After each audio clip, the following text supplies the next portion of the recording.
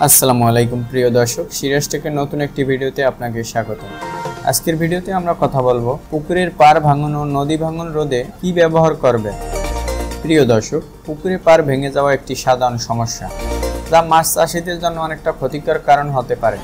এই সমস্যার সমাধানে জিও টেক্সটাইল একটি খুবই গুরুত্বপূর্ণ ও কার্যকারী ভূমিকা পালন করে। এখন জিও টেক্সটাইল কি? জিও টেক্সটাইল হলো একটি সিনথেটিক ফেব্রিক যা মাটির সাথে মিশে ভূমি সংরক্ষণের কাজে ব্যবহৃত হয়। এটি মাটির ক্ষয় রোধ করে, পানির নিষ্কাশনের সহজ এবং মাটির স্থায়িত্ব বাড়ায়। পুকুরের পাড়ে জিও টেক্সটাইল ব্যবহারের উপকারিতা।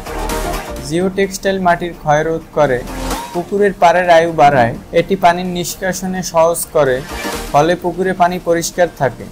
জিও টেক্সটাইল পুকুরের পাড়কে একটি মজবুত ভিত্তি প্রদান করে। এটি খুবই টেকসই এবং দীর্ঘস্থায়ী।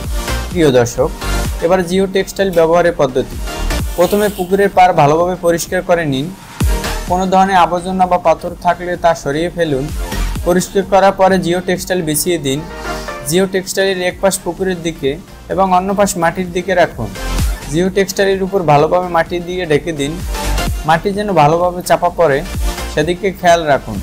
পুকুরের পাড় হালকা ঢাল দিন, যাতে বৃষ্টির পানি সহজে পুকুর পাড়ে না পড়ে। কিছু গুরুত্বপূর্ণ বিষয়: সবসময় ভালো মানের জিও টেক্সটাইল ব্যবহার করুন। পুকুরের আকার অনুযায়ী জিও টেক্সটাইল পরিমাণ নির্ধারণ করুন। জিও টেক্সটাইল পুকুর পাড় ভাঙা রোধে একটি খুবই কার্যকারী উপাদান। ভিডিও নির্দেশনা অনুযায়ী আপনি জিও টেক্সটাইল ব্যবহার করে সহজেই পুকুরের পাড় মেরামত করতে পারবেন। উন্নত মানের জিও টেক্সটাইল নিতে চাইলে যোগাযোগ করুন স্ক্রিনে দেওয়া নাম্বারে, অথবা চলে আসুন স্ক্রিনে দেওয়া ঠিকানায়।